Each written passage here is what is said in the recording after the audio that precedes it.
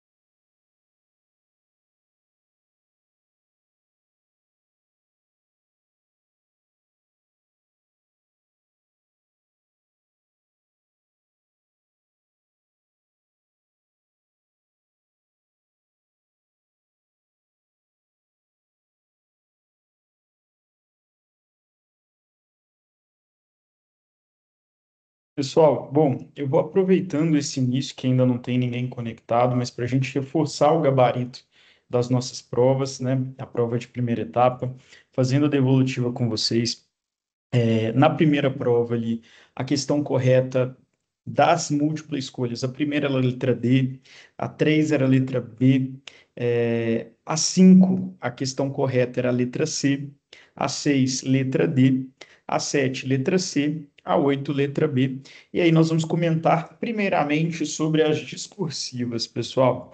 Na questão discursiva, era muito importante ali na terceira questão que vocês trouxessem a visão mais compreensiva acerca de São Tomás de Aquino, também Aristóteles, e aí era uma ideia de que bastava vocês responderem que o São Tomás de Aquino ele buscou integrar os ensinamentos de Aristóteles com a doutrina cristã, para formar uma visão compreensiva da justiça, que transcendia ali a aplicação simples das leis humanas, e o mesmo definir a justiça não apenas como um princípio legal, mas como uma virtude moral, né?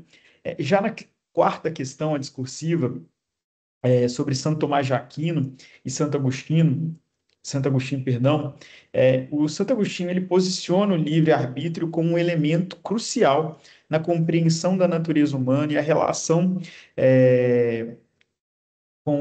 entre o São Tomás de Aquino e o Santo Agostinho é que o livre-arbítrio é fundamental para entender como o mal entra no mundo. Isso era importante que aparecesse ali nas redações e nas respostas de vocês.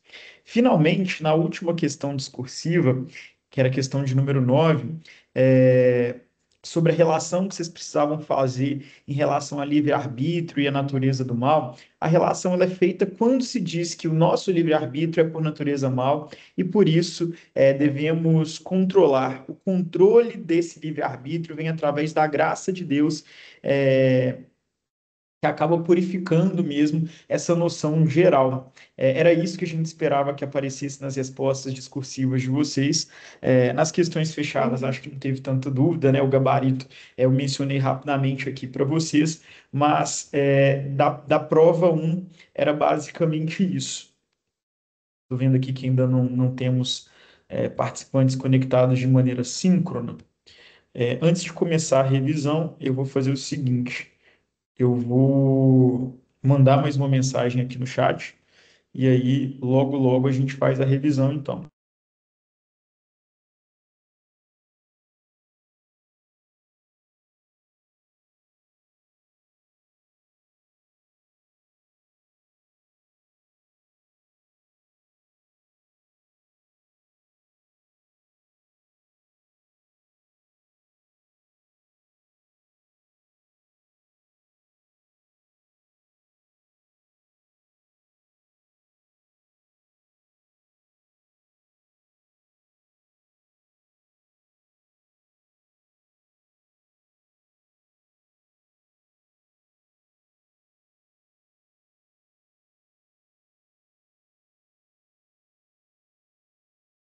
Eu mandei mais um recadinho lá, mas vamos fazer a devolutiva agora das questões de múltipla escolha.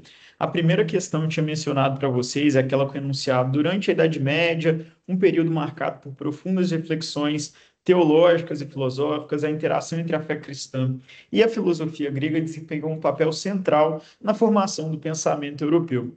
Essa era foi caracterizada pelo esforço de sintetizar os ensinamentos cristãos com os insights filosóficos herdados dos pensadores gregos, uma tarefa que envolveu reconciliar conceitos aparentemente divergentes sobre o divino e o humano, o eterno e o temporal, dentro deste vasto espectro de escolas filosóficas que emergiram na época, uma em particular se destacou pela sua dedicação a essa tarefa de conciliação. Qual escola filosófica medieval focava especificamente na reconciliação entre a fé cristã e a filosofia grega? A resposta correta era a escola escolástica, né?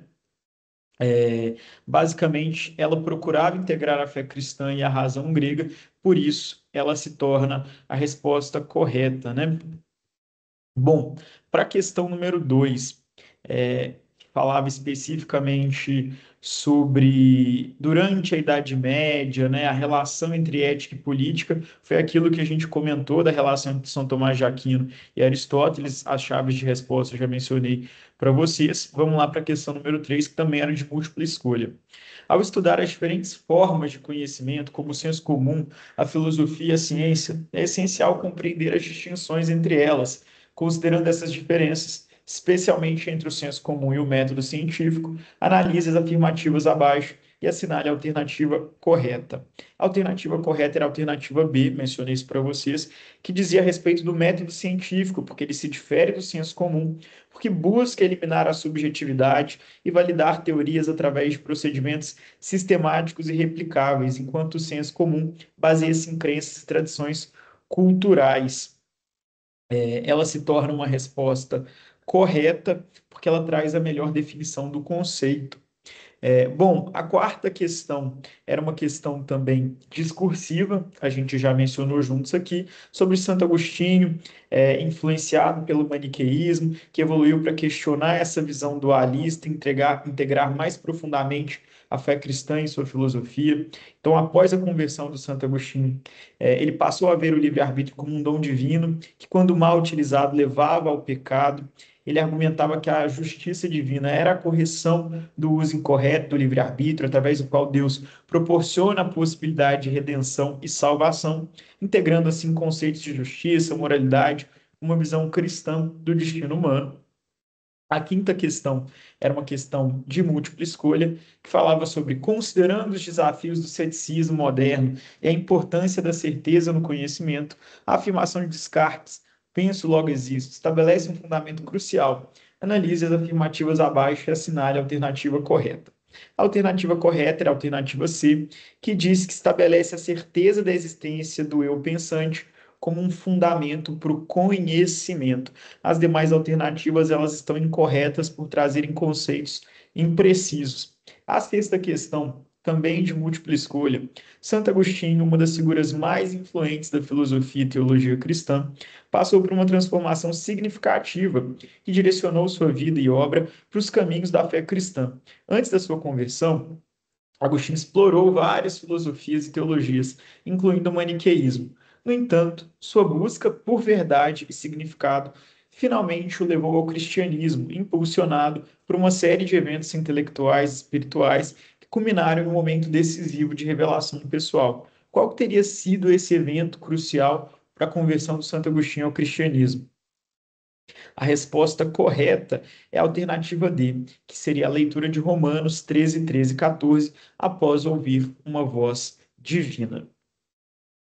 Nós temos agora a questão número 7, também de múltipla escolha, sobre São Tomás de Aquino. Um dos pensadores mais proeminentes da Idade Média, teve uma influência duradoura na filosofia e na teologia, especialmente em sua abordagem sobre a justiça e a lei. Em suas obras, Aquino buscou integrar os ensinamentos aristotélicos com a doutrina cristã para formular uma visão compreensiva da justiça, que transcendesse a aplicação simples das leis humanas. Ele definiu a justiça não apenas como um princípio legal, mas como uma virtude moral central, necessária para a organização da sociedade e o bem comum. Segundo São Tomás de Aquino, qual é a natureza da justiça? A resposta correta era a alternativa C, que diz para nós uma disposição para dar a cada um o que é seu de direito. Tá bem? Finalmente, a questão número 8. Santo Agostinho, uma das figuras centrais na filosofia cristã, abordou extensivamente o tema do livre-arbítrio em sua obra, posicionando como um elemento crucial na compreensão da natureza humana e sua relação com o divino. Para Agostinho, o livre-arbítrio é fundamental para entender como o mal entra no mundo, dado que Deus, sendo todo bom, não poderia ser a origem do mal. Essa conceituação do livre-arbítrio não apenas influenciou o desenvolvimento subsequente da teologia cristã, mas também ofereceu uma maneira de reconciliar a existência do mal com a soberania e bondade de Deus. Como Santo Agostinho descreve a relação entre livre-arbítrio, perdão, e o mal. A resposta correta é a alternativa B. O mal surge do abuso do livre-arbítrio, não de sua natureza inerente. Ou seja, o ser humano ele não é mal por essência, mas quando ele abusa da sua liberdade é que ele se torna mal, enquanto que a justiça divina ela caminha justamente como uma forma de permitir que o homem ele alcance a graça, né? Porque o livre-arbítrio permite ao homem escolher entre o bem e o mal, e a verdadeira justiça só é alcançada com a ajuda da graça divina. É até o que traz o substrato para a última questão, né? A questão número 9, que era discursiva também na mesma temática. Beleza? Bom, pessoal, feitas as considerações da devolutiva, deixa eu ver aqui só quem conectou. Vi que Sara está conectada, Franciele também. Boa tarde, pessoal. Agora a gente passa do momento da devolutiva para a gente poder começar a revisão propriamente do nosso conteúdo da segunda etapa. Algumas questões importantes. A matéria ela é sempre cumulativa, mas o enfoque maior aí da nossa prova com certeza vai se dar através do segundo conteúdo, enfim, do conteúdo da segunda etapa, beleza? Sobre a devolutiva da primeira prova, alguém tem alguma dúvida, alguma questão? Ou a gente pode passar para a revisão, pessoal? Tudo certo aí para vocês? Como é que tá?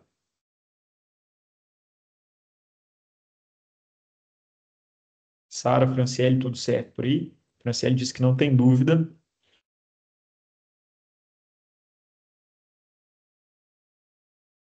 Sara também não tem dúvida, então devolutiva concluída, pessoal. Sobre a nossa segunda etapa, a gente vai falar um pouco de quais são as metas da unidade, o que eu espero, o que a gente espera de vocês, especialmente sobre filosofia na modernidade. A ideia é racionalismo, justnaturalismo e contratualismo, uma ideia de que vocês, então, estudem a filosofia moderna. No primeiro momento, fomos aos clássicos, né? A filosofia moderna ela está ligada à introdução do pensamento filosófico na modernidade, responsável pela ruptura de diversos paradigmas que permeavam a sociedade, a cultura, os papéis dentro da esfera política e pública e o Estado, e ela originou-se ali no século XV, com a queda do Império Bizantino, e ela acabou se estendendo até o século XVIII, quando teve início a Idade Contemporânea. A Idade Moderna, ela surge de modo a se opor à Idade Média, questionando diversos valores, costumes, práticas e sistemas que eram mantidos naquela época, além de reestruturar os mecanismos políticos, intelectuais, religiosos e sociais. Enquanto a era medieval caracterizava-se ali por um sistema feudal, pela forte influência da igreja e pelo teocentrismo latente, a modernidade, com o crescimento do humanismo, valorizou a racionalidade, o racionalismo e o empirismo, principais norteadores políticos e filosóficos. Uma primeira noção que eu queria destacar para vocês é a ideia do contratualismo. Para os contratualistas, as relações de governo e Estado, baseadas no contrato social, um mecanismo teórico que permeia as relações entre os cidadãos e o Estado, tem como principais filósofos que teorizam, né, sobre o contratualismo Thomas Hobbes, o John Locke e o John Jacques Rousseau. O contratualismo, ele contrapõe uma visão aristotélica de que a política é inerente, natural e intrínseca ao ser humano. Para esses filósofos, a sociedade civil só é estabelecida através da necessidade humana de garantir a sua sobrevivência, garantia que é alcançada por meio do contrato, um grande acordo ali, né? Primeiro, então, filósofo da modernidade que eu quero comentar com vocês é o Thomas Hobbes. Thomas Hobbes, ele foi um filósofo inglês, monarquista, contratualista e classificado também como justnaturalista, sendo conhecido por suas contribuições políticas e filosóficas à sociedade. Ele foi amplamente influenciado pelo Francis Bacon, do qual foi assistente, o Nicolau Maquiavel e por Galileu Galilei. O Thomas Hobbes nasceu lá em 1588 na Inglaterra, foi educado durante a maior parte da sua vida numa escola anglicana, vertente ao qual o pai dele, que era pastor, pertencia. Depois ele foi para Oxford, onde ele acabou tendo seu primeiro contato com a escola escolástica de influência aristotélica, que não despertou seu entusiasmo, justamente porque era muito ligado à fé e à religião, e estava em declínio na época. A filosofia moderna, ela tem uma ideia de maior humanismo, né? Colocar o homem ali no centro. Sob a influência do Descartes e de Galileu, é que o Hobbes ele acabou desenvolvendo um pensamento mecanicista, que infere que todos os fenômenos são guiados pelas forças naturais e tudo está sujeito a elas. A grande influência desse pensamento mostra o porquê da racionalidade exacerbada do filósofo ao explicar as dinâmicas sociais, mesmo que essas não sejam popularmente associadas à física e à matemática. Com a eclosão da Guerra Civil Inglesa, lá em 1642, o Hobbes, por defender o absolutismo, ele foi exilado em Paris, onde anos depois ele lecionou matemática ao príncipe de Gales, que viria a ser o Carlos II. Depois do fim da Grande Guerra Civil e da decapitação de Carlos I, o Hobbes retornou ao seu país de origem. Durante seu retorno, ele publicou o livro dele que foi o mais conhecido. Ele escreveu durante o exílio e apresenta essa visão contratualista e justnaturalista da política. Esse livro ele é super tradicional para os cursos de direito, é o Leviatã. Eu quero tentar exibir para vocês aqui uma foto do Leviatã. É uma obra imperdível, pessoal.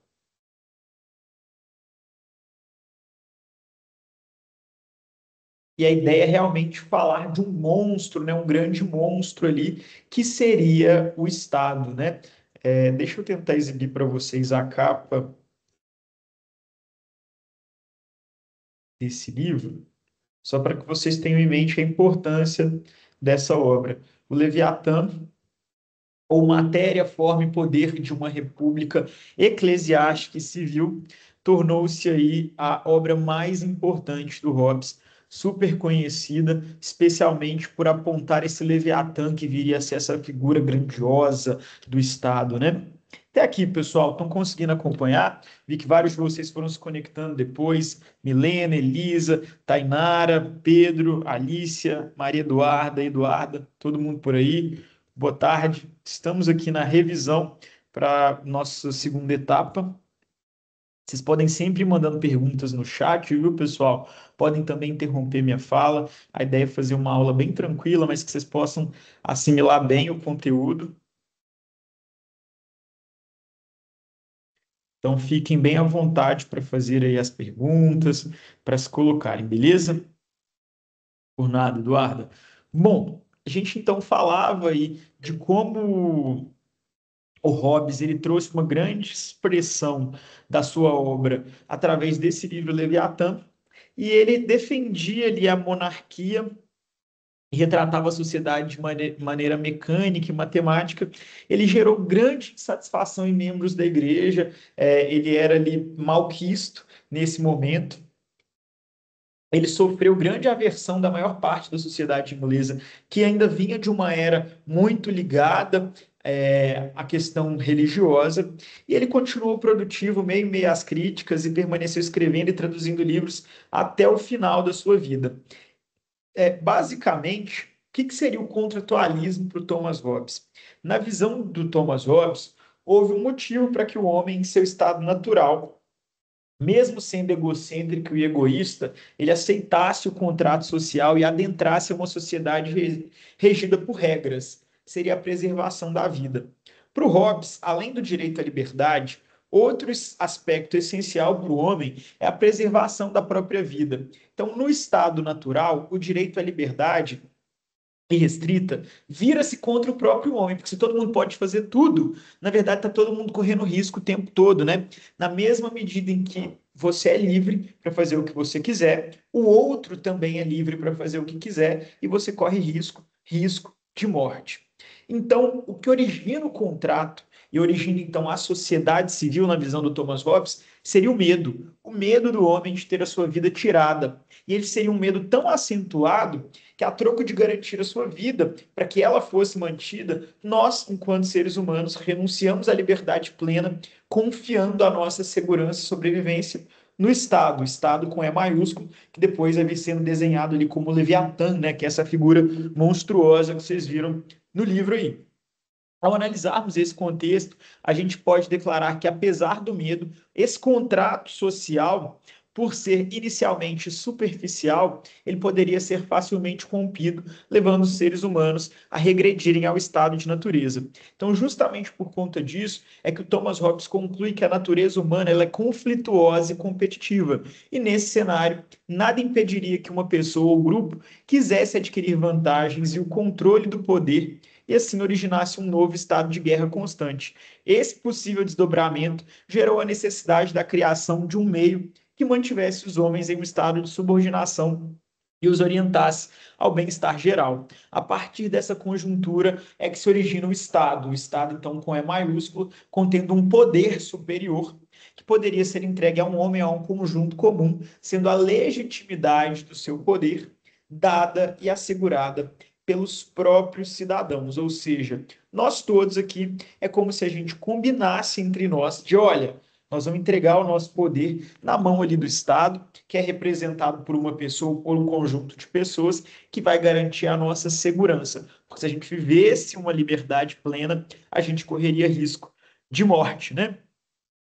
Essa figura do Estado, né, para externar como essa figura de poder deveria ser mantida, qual forma de governo seria adotada e as funções e deveres do Estado, que configura o poder supero, o Hobbes projetou a imagem do Estado no Leviatã, que é retratado no livro de Jó, um monstro aquático em forma de serpente que possuía proporções inigualáveis e, segundo a Igreja Católica, lá na Idade das Trevas, representava o pecado da inveja, que é explicado e exemplificado por ele em sua magnum opus de mesmo nome, que é o Leviatã.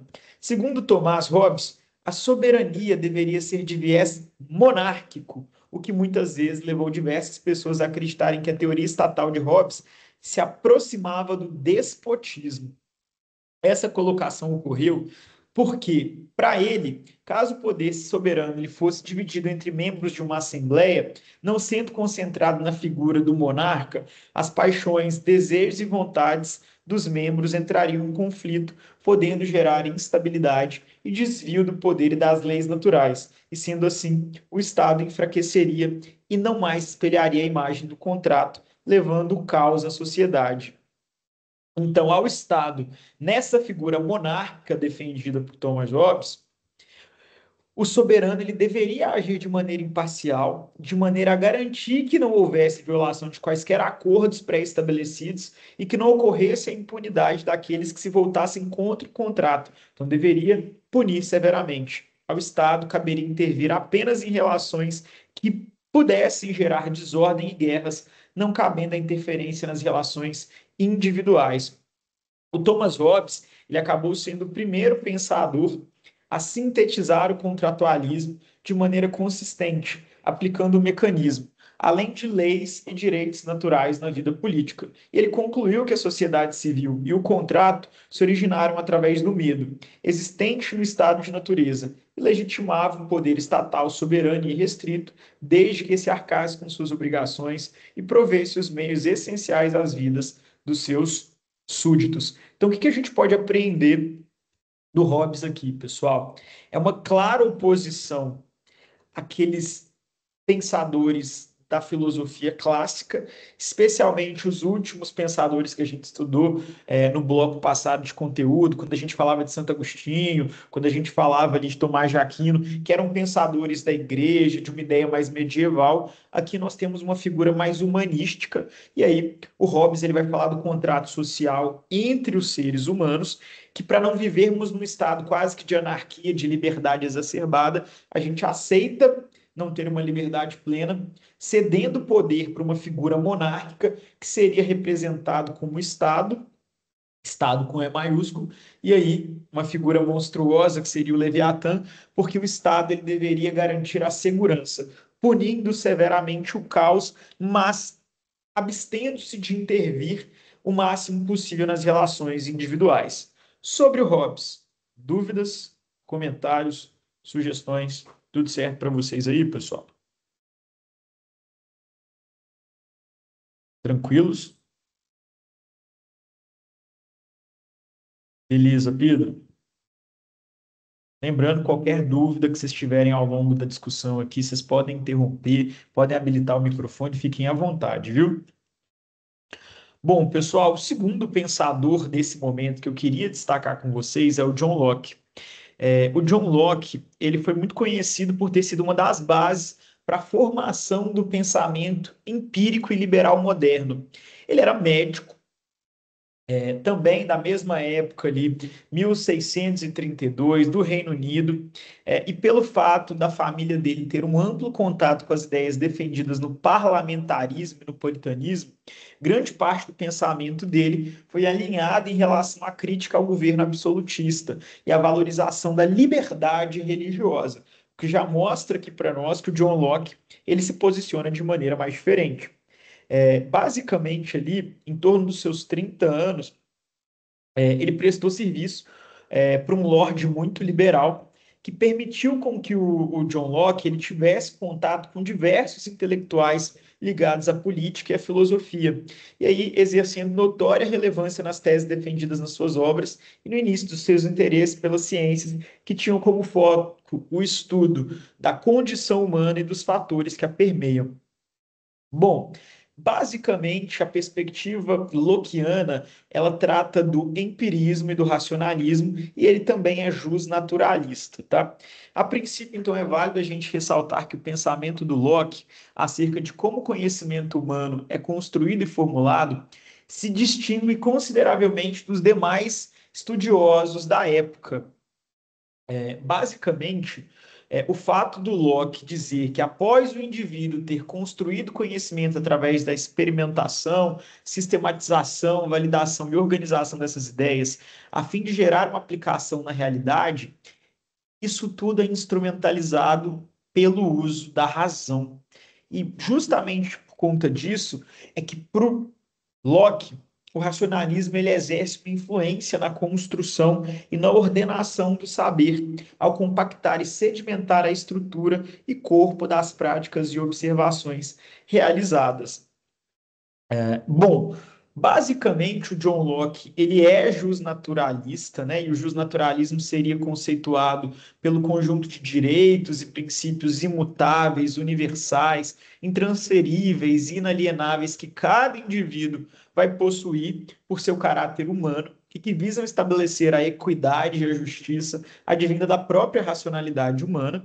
Então, para ele, né, para o John Locke, nessa postura justnaturalista, o livre-arbítrio, a individualidade, a fraternidade, a autonomia do homem eram resgatadas em prol da exaltação da sua figura, o que se opõe aos preceitos religiosos e absolutistas defendidos no período em que o movimento filosófico, intelectual e cultural surgia na Europa. Ele era um pensador de vanguarda, em alguma medida, misturando ali conhecimentos das ciências naturais, né, médico, aquela coisa toda, e que rompia sistematicamente com vários pensadores daquela época, né? Basicamente, várias teses foram surgindo para falar do nosso estado civil como um contraste ao estado de natureza. E para o John Locke, ele acaba exaltando então a presença dos direitos naturais desde o estado de natureza e considerava a vida, a liberdade e a propriedade como direitos naturais dos seres humanos. Então são direitos inexoráveis, diferentemente da perspectiva de Hobbes, em que o estado de natureza era pautado na guerra de todos contra todos. Para o Locke, no estado de natureza, os homens se encontravam em paz relativa, eram autônomos para administrarem a própria existência e estavam comprometidos a reconhecer a sua igualdade perante os outros e os direitos naturais, com o objetivo de preservar a harmonia por meio da contenção de conflitos. Daqui tem uma questão interessante, até uma dica para vocês, pessoal. O Thomas Hobbes, ele tem uma frase emblemática que o homem é o lobo do homem, né? E aí o Locke ele não concorda com isso. O John Locke ele vai se posicionar dizendo que o estado de natureza é um estado de paz relativa. Nós, enquanto seres humanos, somos autônomos para administrarmos a nossa existência e estávamos ali comprometidos a reconhecer a nossa igualdade perante os outros e quais seriam os nossos direitos naturais. Basicamente, a vida, a liberdade e a propriedade. Um ponto crucial para o Locke é a propriedade privada. Ele tem uma visão acerca desse bem que se distancia da percepção do Rousseau, que o Rousseau ele já era mais comunitarista, ali nós vamos falar um pouco mais disso mais para frente. De acordo com o pensamento lockeano, a propriedade privada é anterior ao surgimento do Estado e se configura como um direito natural. Para ele, tudo aquilo que é conquistado através do trabalho ou representa um bem de produção acaba podendo ser visto como propriedade. Se para Hobbes o contrato social seria firmado por meio do medo da morte violenta em um estado de uso constante da força como meio de conquistar objetivos e garantir proteção, para o Locke, basicamente, o contrato social ele se daria através do consentimento. Então, nós aqui, enquanto sujeitos, nós consentimos uns com os outros. Eu e Sofia estamos consentindo, Sara também, para a gente alienar nossas liberdades totais em prol da figura de um Estado por meio de um contratualismo que vai governar as nossas vidas, desde que sejam garantidos direitos naturais, a vida, liberdade e propriedade. Basicamente, para ele, a necessidade de criação de um governo para estabelecer limites e garantir de maneira institucional a preservação dos direitos naturais e dos bens far-se-ia presente. Basicamente, como reflexo dessa conjuntura, se estabelece um modelo de Estado ideal que seria o liberal. Então, o Locke ele era um grande liberal que propunha uma intervenção mínima do Estado, a liberdade deveria ser preservada ao máximo e a possibilidade de um governante ser tirânico seria baixa em razão do consentimento social daquele contrato. Beleza? Ele acaba se diferenciando, né, bastante do Hobbes num primeiro momento ali, né? Porque para o homem é o lobo do homem, para o Locke, na verdade, nós consentimos para superação do estado de natureza por intermédio do contrato da sociedade. Dúvidas sobre o Locke, pessoal? Se não tiver, a gente vai falar do Rousseau, que já tem uma perspectiva um pouquinho mais comunitarista. Até aqui, tudo certo para vocês? Franciele, Pedro, Vitória, Rânia, estão conseguindo acompanhar?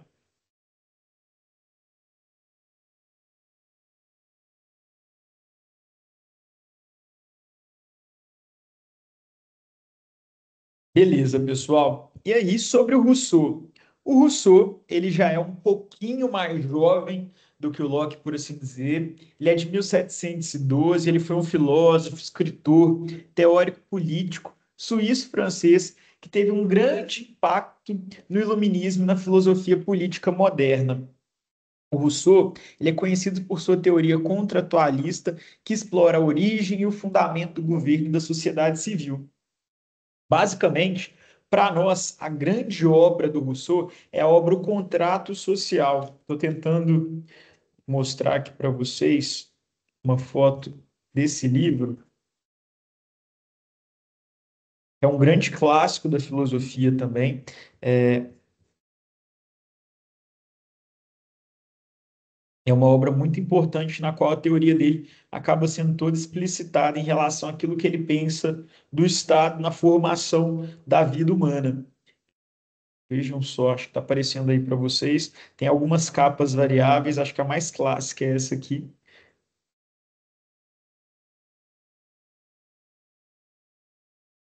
Mas basicamente, publicado em 1762, o Contrato Social ou Princípios do Direito Político é um impactante clássico que fundamenta o nascimento dos direitos humanos e dos ideais igualitários. É um estudo dos princípios do direito político e da teoria do Estado, por assim dizer, pessoal. Bom, convém para nós, ao estudarmos o Rousseau, compreender o que ele entende como contrato social e o porquê que ele não é tão liberal quanto os demais liberais que a gente começou estudando por aqui. Convém destacar para nós que o Rousseau ele acaba contextualizando historicamente o pensamento dele num ideal de justiça, lei e atividade do juiz. O Rousseau acreditava que no estado de natureza, os seres humanos viviam em harmonia, desfrutando de liberdade e igualdade. No entanto, com o advento da propriedade privada e o aumento da desigualdade, os seres humanos eles começaram a se organizar em sociedades e a formar governos para proteger os seus interesses. Para Rousseau, o contrato social é o mecanismo pelo qual os indivíduos eles acabam renunciando à liberdade natural em troca de segurança, e até aqui ele está parecendo um pouco com os demais pensadores, mas essa segurança e proteção que era fornecida pela sociedade civil e pelo governo seria um grande acordo entre cidadãos para estabelecer um governo que garanta a igualdade e a liberdade dos indivíduos. Diferentemente de outros teóricos contratualistas, como Thomas Hobbes e John Locke, o Rousseau enfatizou a importância da vontade geral como base para o contrato social e o governo legítimo. A vontade geral é um conceito central na teoria política do Rousseau. Segundo Rousseau, a vontade geral ela deve ser soberana, o que significa que ela tem autoridade máxima e inalienável sobre a sociedade e o governo. Essa vontade geral ela é expressa através de leis, que são as regras e normas as quais regulam a vida em sociedade e garantem ali a igualdade e a liberdade dos cidadãos. Para Rousseau, um governo legítimo é aquele que se baseia nessa vontade geral. E ele acreditava que o melhor tipo de governo é aquele que permite a maior participação dos cidadãos na tomada das decisões políticas e na elaboração das leis. Ele acreditava e defendia numa forma de democracia direta, na qual os cidadãos participavam ativamente na formulação e na aprovação de leis, garantindo que a vontade geral fosse expressa e respeitada. Ele defendia uma abordagem educacional centrada no aluno, em que a educação é adaptada às necessidades, características individuais de cada criança, de cada pessoa. E ele também acreditava que a educação desempenha um papel crucial na formação do caráter moral e na promoção da cidadania responsável. Ele propôs que a sociedade e o governo devem trabalhar para reduzir a desigualdade e garantir que todos os cidadãos tenham acesso aos recursos e oportunidades necessários para viver uma vida digna e significativa. Ele defendeu a ideologia de que caberia ao Estado, né, por meio de políticas públicas, a promoção, a distribuição justa de recursos e a proteção dos direitos e interesses dos cidadãos mais vulneráveis. É por isso que eu diria para vocês que ele já é um pouco mais comunitarista, acreditando numa postura do Estado enquanto promotor de políticas públicas. A filosofia do Rousseau, ela continua muito atual, especialmente nos debates sobre educação, participação política democrática, justiça social e direitos humanos. Sobre o Rousseau, pessoal, tudo certo? Dúvidas? Como é que tá aí para vocês? Tranquilos? Se vocês tiverem fôlego, eu queria mencionar ainda o Kant para vocês. Tranquilo? Vamos falar então um pouco sobre o Immanuel Kant, que discute para nós a razão, a moralidade e o direito. O Kant é extremamente famoso, relevante para nós no mundo jurídico. Ele foi um filósofo alemão, mais ou menos contemporâneo ali do Rousseau. Ele nasceu uns 12 anos depois do Rousseau. E o trabalho dele foi crucial para o desenvolvimento do pensamento iluminista e para a formação da filosofia moderna. As teorias dele abordam a relação entre a razão, a moralidade e o direito, enfatizando a importância da autonomia e da liberdade individual. O que importa é fazer a coisa certa, né? Ele forma ali o imperativo categórico e fundamenta a prática da razão nesse imperativo categórico. O Kant ele acreditava na primazia da razão, na busca pelo conhecimento, para a tomada das decisões que seriam consideradas como éticas. Ele vai formulando um conceito de eticidade, né? Ele desenvolveu o conceito de razão pura, que se refere à capacidade inerente do ser humano de pensar logicamente, compreender os princípios universais que governam a realidade.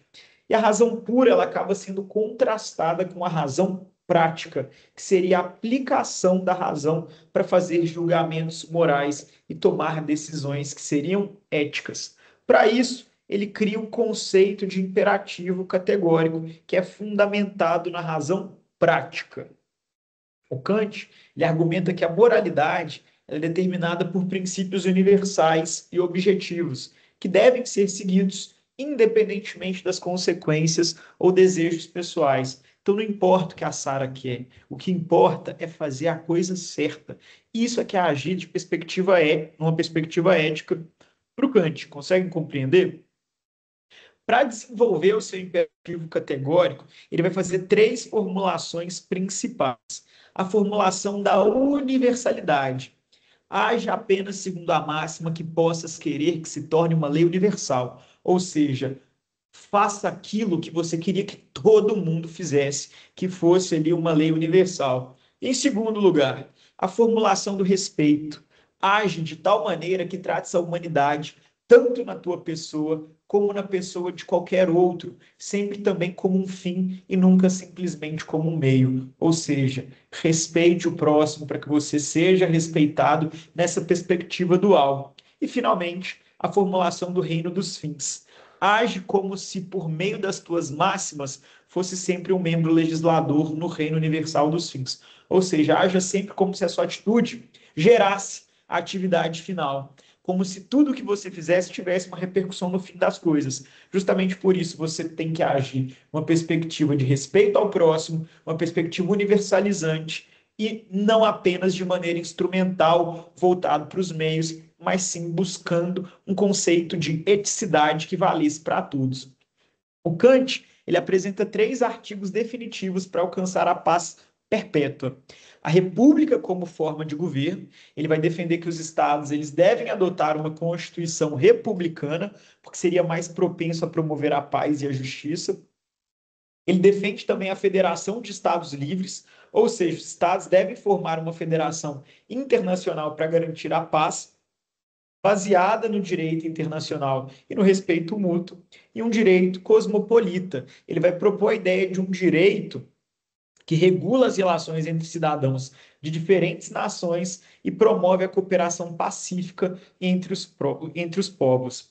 Basicamente, a filosofia do Immanuel Kant é fundamental para o pensamento iluminista e para a filosofia moderna. Ele enfatiza a importância da autonomia, da liberdade individual, mas especialmente do uso da razão na busca pelo conhecimento e na tomada de decisões que sejam éticas. A teoria moral dele acaba se baseando, então, no imperativo categórico, que a gente mencionou, que tem ali três formulações muito importantes: a universalidade, o respeito e os fins, né? Isso seria a definição do imperativo categórico, e ele acaba defendendo ideias interessantíssimas que vão repercutir numa ideia de paz perpétua e na formulação de um direito internacional, para que nós, enquanto povos, agíssemos em cooperações pacíficas entre as nações, o que acaba repercutindo até hoje, até os dias de hoje, nas formulações do direito internacional, especialmente no direito internacional público, né? Sobre o Immanuel Kant, pessoal, dúvidas? Como é que tá aí para vocês? Tudo tranquilo?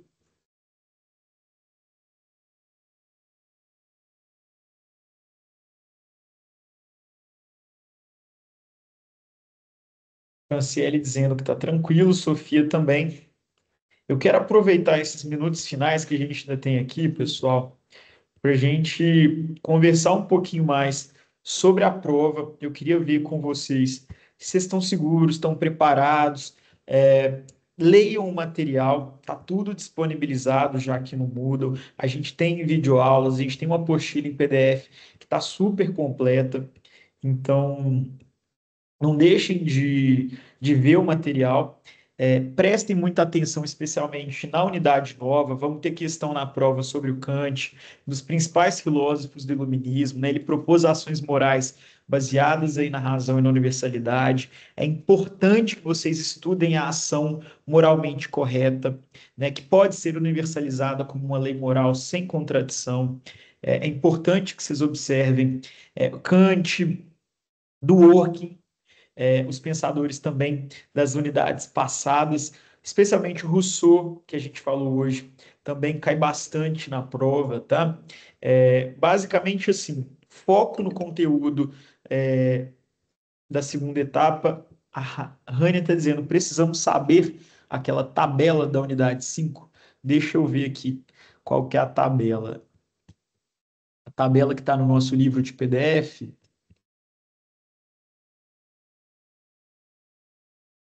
sobre os métodos. É sobre os métodos científicos, não?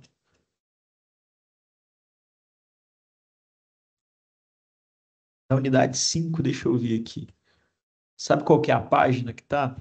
De cabeça eu não tô lembrando, não.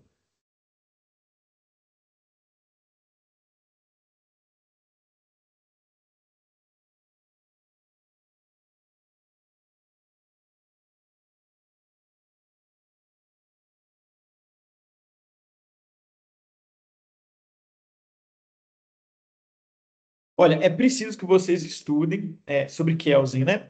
Mas um dos nossos maiores enfoques da prova, neste primeiro momento, eles vão se dar especialmente ali no pós-positivismo, também nos filósofos modernos, né?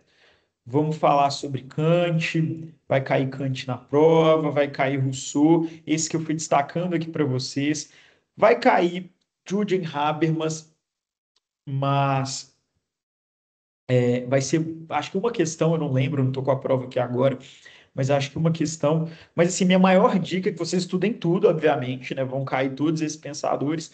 Mas quando eu preparei essa aula de revisão, eu tava assim, separei os filósofos que eles mais aparecem na prova. Então, estudem bastante a filosofia.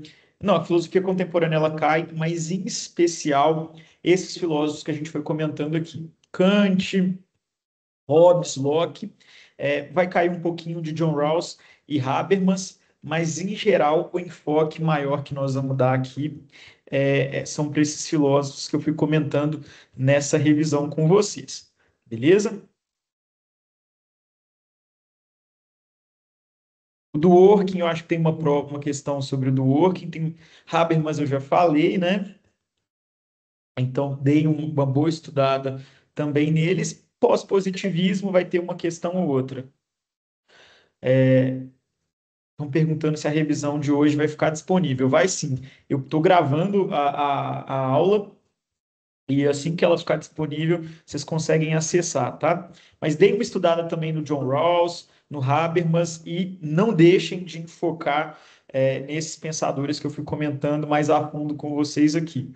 O Kant, Rousseau, o Locke e o Hobbes. Tá bem, pessoal? No mais é isso. Desejo bons estudos para vocês. Vai dar tudo certo. São 9 questões, como a primeira prova. Estudem, treinem bastante. Treino difícil, jogo fácil. A prova vai dar super certo. Contem comigo que vocês precisarem aí, viu, pessoal? Se não tem mais dúvidas, a gente fica por aqui. Eu vou parar a nossa gravação, daí encerro a chamada. Desejo uma excelente prova para vocês. Qualquer coisa, estou à disposição no chat, tá bem? E a devolutiva, o feedback, eu vou gravar na próxima terça-feira da segunda prova e aí devem disponibilizar para vocês na sequência. Aí não sou eu que disponibilizo, então peço só a compreensão de vocês, porque isso depende do pessoal lá do TI, tá bem? Um grande abraço, até mais, pessoal.